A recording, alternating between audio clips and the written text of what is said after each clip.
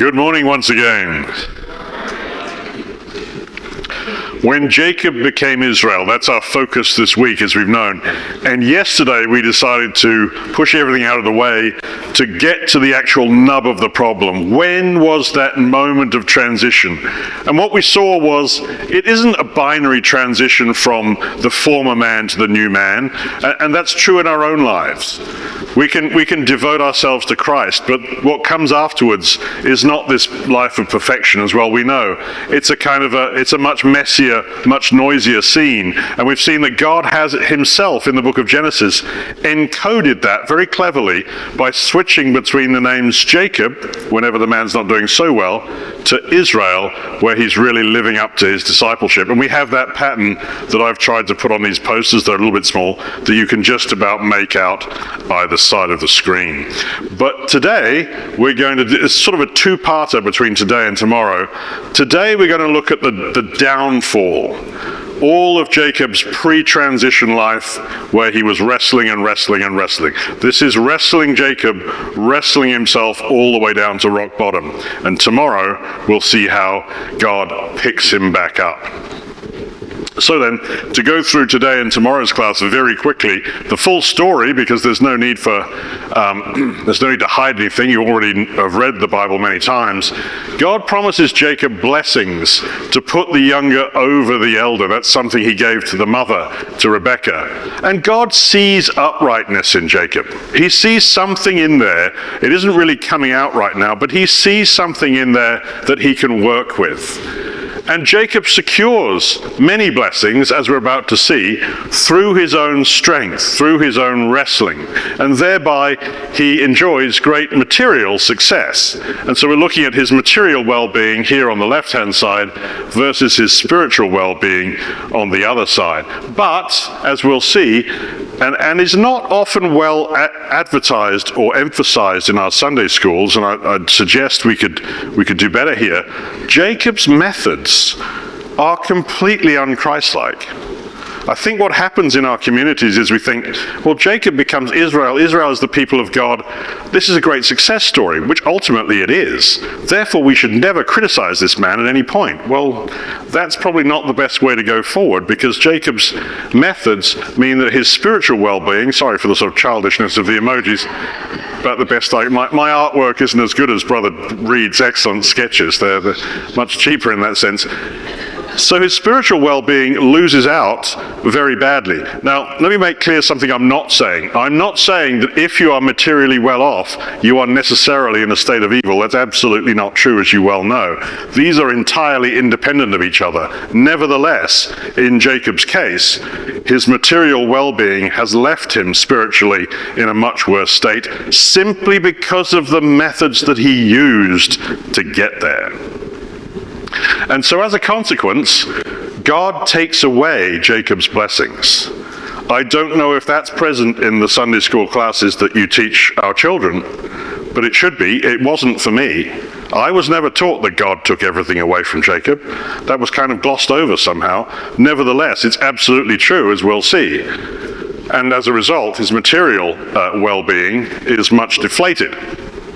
And then Jacob becomes Israel, and again, it's not a binary transition, it's a gradual thing that stumbles forward, and his spiritual situation begins to recover, albeit it's a tortuous path. There's pitfalls and arising, as you can see from this poster here. There's many transitions between blue to green as green to blue. There's Jacob becomes Israel as many times as Israel becomes Jacob.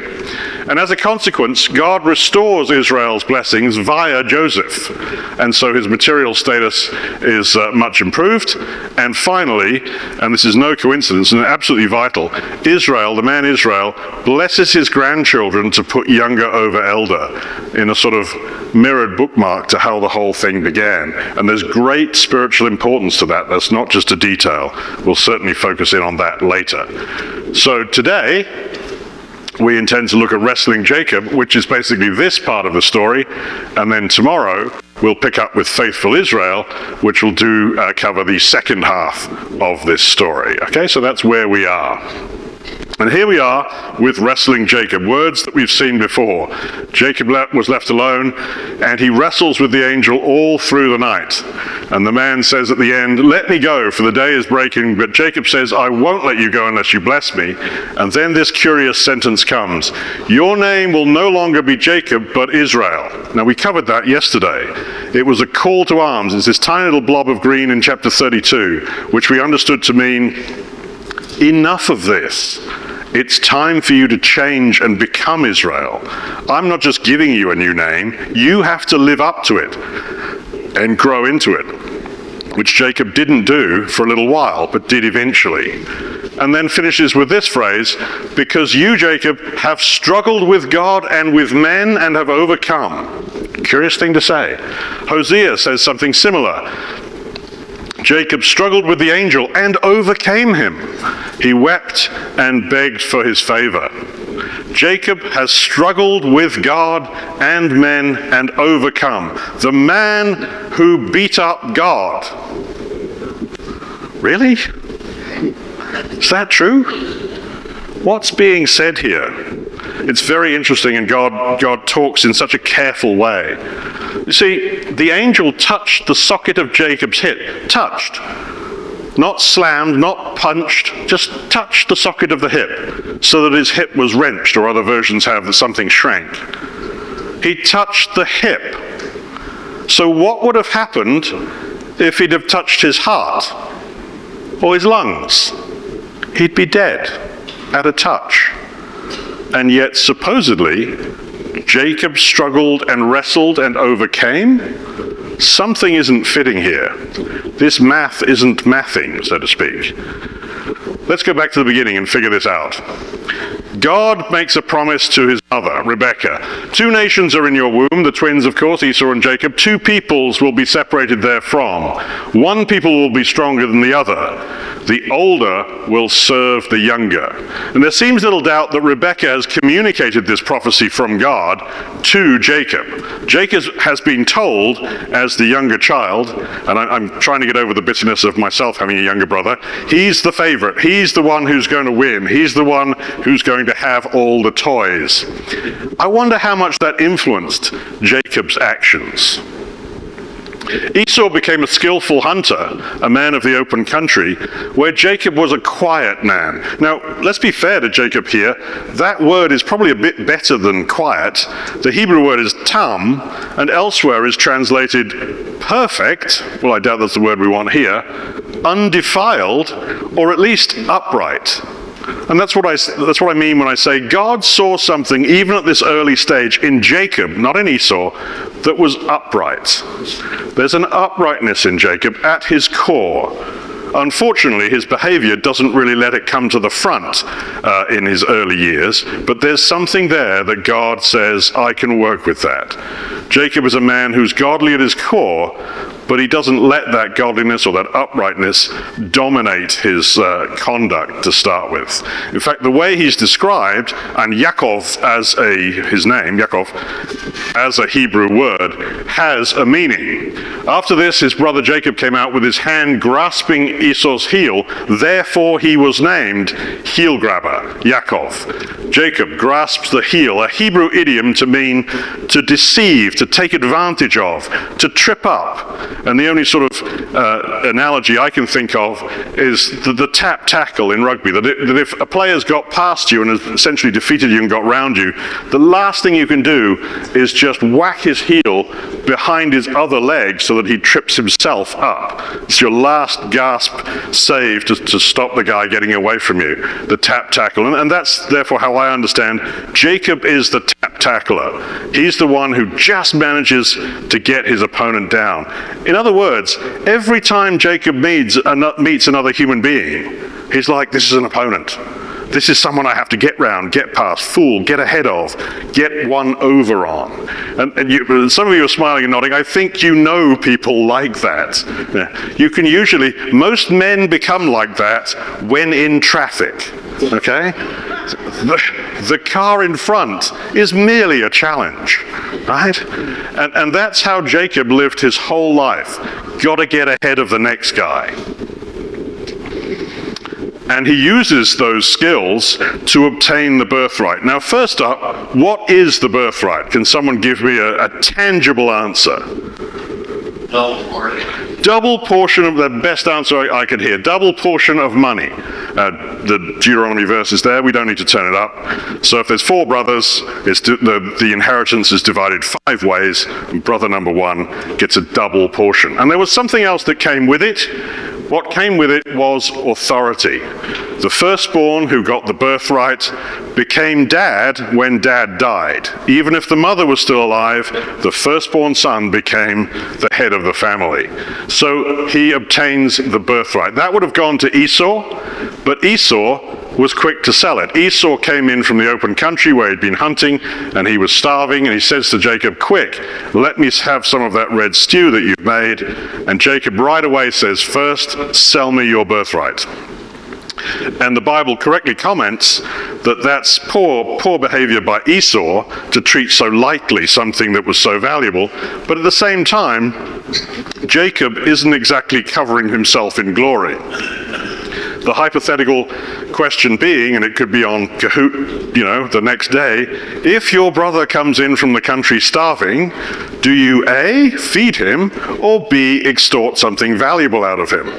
Right? And hopefully there'll be a high success rate on us answering that question, but Jacob would have got it wrong, because that's not what Jacob does. And does Jacob leave it there? By no means. He carries on wrestling, and he wrestles the blessing out of his father. Now, this might be a little less well known, but what was the blessing in tangible terms? Silence. You have to kind of look it up to remind yourself what it is. And it's a blessing, an appeal to God, that you'll never go hungry, you'll never starve. We don't think about that in our society because we know we'll never go hungry. There's always some supermarket or grocery store just down the road. May God give you heaven's dew and earth's richness, an abundance of grain and new wine. Bread and wine, or just food, I think, as far as that go. And also, may nations serve you and peoples bow down to you. So not just the authority over the family that you'd get from the birthright, but this blessing has expanded that to say, may God grant you to have authority over the surrounding nations. So even more authority, and also food and drink that doesn't run out. And Jacob obtained that, again, by trickery, by deception, by ungodly means. Rebekah took the best garments of her elder son Esau and put them on Jacob, and also he made a garment for himself out of goat skin so that he would be as hairy as his older brother, and therefore successfully deceive his blind father. Jacob tricked his father using a goat as a garment. It's a weird comment to emphasize, but I emphasize it because I want you to remember that. That's going to come back to us in a minute. And what are the consequences of all this? He has the birthright, that's great. He has the blessing, that's wonderful. But at what price? The price he's paid, Esau cried out with an exceedingly great and bitter cry. Esau hated Jacob, and Esau connived within himself. The days of mourning for my father are approaching. Then I will kill my brother Jacob.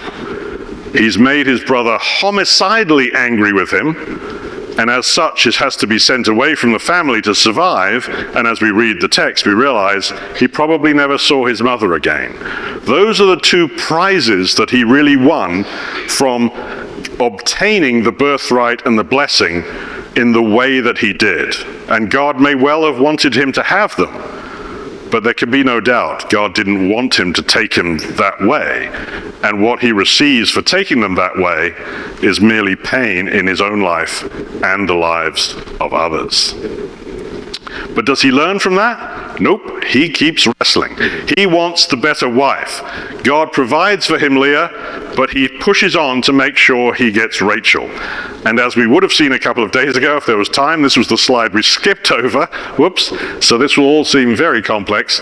But essentially there are two sons. The firstborn of man, the firstborn of Rachel, of the Bilhah, the concubine, was named Dan. But the firstborn provided by God, the second firstborn of Rachel, the second firstborn, was Joseph. And Joseph became a type of Christ. And in that sense, his mother is actually Leah in the spiritual sense, because we know Leah was placed into the messianic line. Leah actually gave birth many generations downstream to Jesus of Nazareth. So I realize Joseph came from the body of Rachel, but spiritually speaking, he is the second firstborn, he is the Christ type, and so his mother is Leah, and one can trace his motherhood all the way back to Eve, to whom was promised to bear him in the Garden of Eden. But the interesting thing, the fascinating comparison, is Rachel is the mother of Dan, meaning judge or judging. But the curious thing we find is that Israel, i.e. the spiritually insightful version of Jacob, names Dan Nahash. Now that's someone we recognize also. Sorry about this, Dan. Not picking on you personally here. Okay, good. So it's interesting, isn't it? Rachel is actually her firstborn.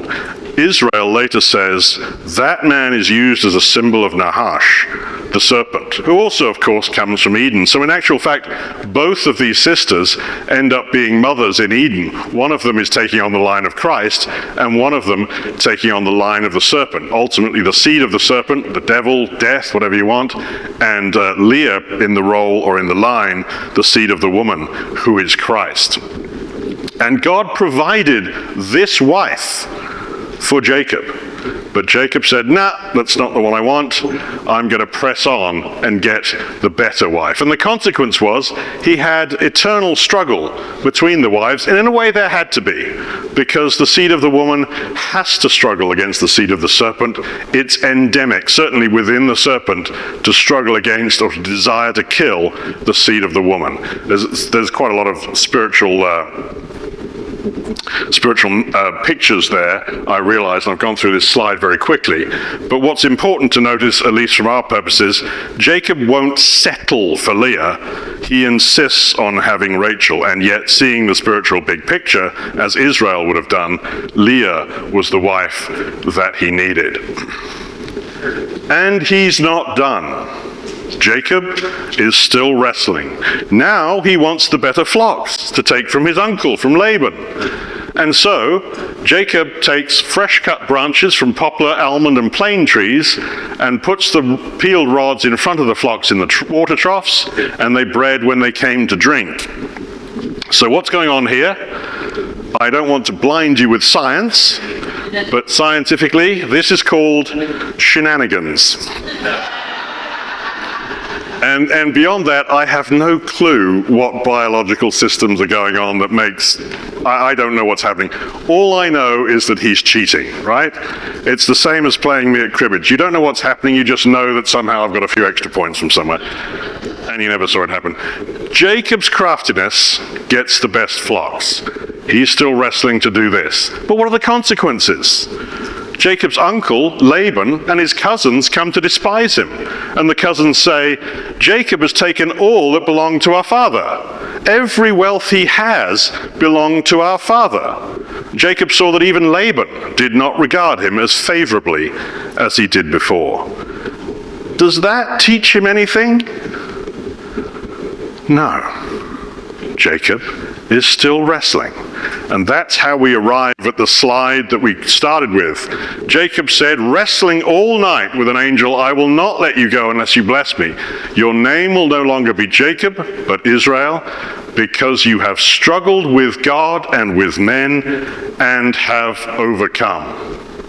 Now, why is Jacob wrestling the angel in the first place? And again, as with the best flocks and the best wife and the blessing and the birthright and just about everything else, it's because God isn't blessing him fast enough.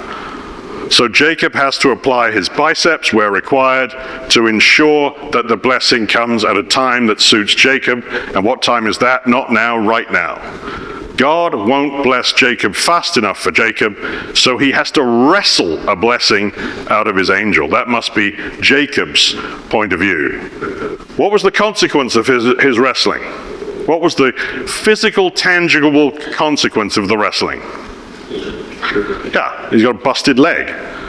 So that's what he's got. He couldn't walk properly after that because his leg was damaged. And we might say, well, hang on a minute. You seem down on all this wrestling, but surely Hosea also, we saw, the prophet spoke well of it. The prophet said, Jacob, he struggled with the angel and overcame him. He wept and begged for his favor. Is that not at least some sort of praise of what Jacob was up to? And the answer is no. It's an indictment. And one thing that our community does well, reasonably well, is always remembering to look at the context of any statement. You pull that verse out, you pull that couplet out alone, it looks like Jacob's being praised. But put it back where it belongs. Here's the bigger quote. God will punish Jacob according to his ways and repay him according to his deeds. In the womb he grasped his brother's heel. As a man he struggled with God. He struggled with the angel and overcame him. He wept and begged for his favor. But you must return to your God.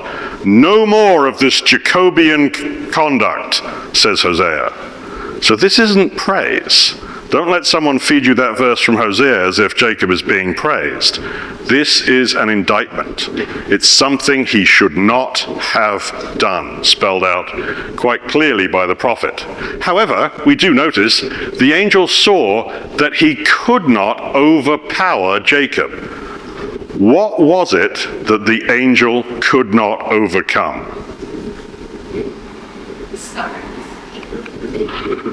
Beautiful. Perfect. 5 points there, yes. His stubbornness was unbreakable. His body could be broken 100 different ways and he could be killed at a touch by the angel, but the angel could not break his indomitable, unrelenting pursuit of whatever it was that he had his mind fixed on. And God has promised, both in example throughout the scriptures, that he will not override our free will. And that's why Jacob's wrestling just goes on and on and on. So ultimately the angel cripples Jacob to help him realize that his wrestling is only a result of his refusal to wait upon the Lord, because otherwise the wrestling would go on for a week and a half. And the angel says, you're not figuring it out. I'm going to have to stop you physically, because mentally you just won't give up. You absolutely will not relent. And thus what he's been told. And yet, again, he seems to be praised. You have struggled with God and with men and have prevailed. Take a minute with that quote. I wonder if it helps to tell you that that Hebrew word is yakol. What you're looking at is half of a slide. The right-hand side is illuminated, the left-hand side remains dark. 2 days ago, I showed you this same slide, only I showed you the left-hand side illuminated and the right-hand side remained dark. If you weren't here 2 days ago, fair enough. But for the rest of you, you've heard these words before. Whom is the angel quoting?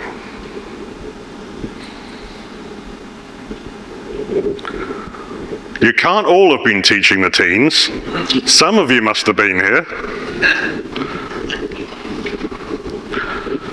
Considering the story of Jacob and everything, most surprising result. What's the least likely answer? Who's the least likely person that the angel might quote? Oh, Leah. Leah! No. Try 180 degrees the other way around. I have had a great struggle with my sister, and I have prevailed. Yaakov. That's what you saw 2 days ago. It's the same quote. The angel is actually throwing back in Jacob's face the words of Rachel. And remember what we said about that quote of Rachel at the time? We said this: it's a false victory, right? She says, I have prevailed. I'm beating my sister. No, you're not. You have 2 sons. She says this at the birth of Naphtali. Naphtali means struggling, right? She says this at the birth of Naphtali. Now I'm beating Leah. She has 2 sons via a handmaid. Leah, at this point in time, has 4 sons via her own body. So she's somewhat deluding herself at 4-2 down. Sorry to make it a scoreline. In what has she prevailed? Nothing. She's actually losing, not winning. And, not to miss the forest for the trees, it's not just that she's losing. Why on earth has she picked a fight with Leah? Leah is godly. Leah is faithful. Leah has done her no wrong, except that Leah is fertile, and Rachel takes that in anger. So she started a battle that shouldn't even happen. No wonder that quote is taken from the angel. The angel is saying, you kind of remind me of Rachel right now. You have prevailed? In what sense have you prevailed? Who were you trying to defeat? God. Did you win? Did you really win against God? And more importantly, why did you start this battle in the first place? Why on earth are you fighting against God? Why are you fighting against his angels? God loves you. God wants to bless you. And here you are trying to mug one of his heavenly hosts. This is not a good plan. And what have you prevailed in? What have you won? What has Jacob won? Let's think of the cost of all he's acquired. His brother now hates him, the birthright. His brother now wants to kill him, the blessing. He never sees his mother again. He now has 2 wives, one of whom at least fights against the other. His uncle now hates him. His cousins now hate him. And his leg doesn't work. Those are the prizes. Worst game show ever. And that is what the angel is trying to get him to see. And that's why the quote of the angel matches the quote of the idolater Rachel. Jacob has won every blessing, so it seems. He's won the birthright for sure. He's won the blessing. He's won the authority that comes with both of those. He's won the best flocks and herds. He's won the best wife and thereby the best son, Joseph. And he's won, apparently, a fight against an angel. And how did he win all these things? He bullied his way into the birthright against a starving man. He deceived his blind father and deceived his equally greedy uncle with various types of trickery. He used that trickery to obtain the best flocks and the authority that came thereby. And his unbreakable stubbornness ensured that he pursued and got that wife that was nothing but a bane to him and a prevention of him becoming Israel, and also meant that he would never stop wrestling against an angel until his body was depreciated. These are the foundation principles. These are the underlying principles that support the empire that Jacob has founded. And for that reason, God takes them all away. He took away everything. First, Rachel dies, right? She began to give birth, this is to Benjamin, and had great difficulty. And as she breathed her last, for she was dying, she named her son, son of my sadness, Ben-Oni. So Rachel died and was buried on the way to Ephrath, that is, Bethlehem. And after Rachel dies, Joseph dies, or so Jacob believes. So in his mind, he's convinced Joseph is dead because he's been tricked by his own son into thinking so. Judah brings back the robe. They got Joseph's robe, slaughtered a goat, and dipped it in blood. And Jacob recognized it and said, "It's my son's robe." Some ferocious animal has devoured him. Joseph has surely been torn to pieces, and Israel is there reduced back to Jacob. Then Jacob tore his clothes, put on sackcloth, and mourned for his son many days. And do you notice how he's been deceived? You do, don't you? He was tricked by his son, who used a goat and a garment. Well, that's interesting, isn't that fun? Because that's exactly what he did to his father, and now his son has done it to him. Deception begets deception. There are cycles of abuse, there are cycles of deception. And so Jacob is somewhat, unfortunately, deserving of that result. And then comes the 7 years of famine, as shown by God to Pharaoh when Joseph is in Egypt. And that destroys all of the bread and wine that he was promised to always have a source. You always have a source of bread and wine. Well, that's gone now because there's 7 years of famine. So bad it consumed all the plenty and the flocks and herds as well. 7 years of great abundance are coming, but 7 years of famine follow. And then all the abundance in Egypt and all the land will be forgotten, and famine will ravage the land. And the abundance of the land will not even be remembered. The famine is so severe. So Jacob has to use his money to buy extra food. And of course, when you're begging as an immigrant to be fed from Egypt, you have no authority. And as they go down to Egypt, eventually Jacob has to go down himself and stand before Pharaoh, or stand limpingly before Pharaoh, because he realizes now he has absolutely no strength at all. Well might he say, "Few and evil have the days of the years of my life been." Finally, he's broken. Finally, circumstances have broken him, and God has broken him through those circumstances. God doesn't enjoy breaking people. God didn't have to break him at all if Jacob had just listened. But Jacob wrestled and wrestled and wrestled and wrestled. An ungodly conflict in which he could never prevail, which is why the angel sarcastically gave him the words of Rachel, who was equally wrong, saying, "I have fought this noble struggle and I have prevailed." And as he stands before Pharaoh, he has nothing left at all. Finally, Jacob is weak. And that's where God can start to work with him.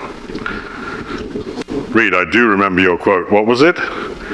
God shatters the strength of Saul so that he can rebuild a worthy instrument. Something like that? Yeah, and it's the same thing. It's not surprising when we give Bible classes that you can simply borrow from someone else's talk and drop it straight into yours. God shatters Jacob's strength so that he can now, from the man who finally recognizes he has no strength of his own, build a worthy instrument to his glory. Which worthy instrument we'll have the pleasure to review tomorrow.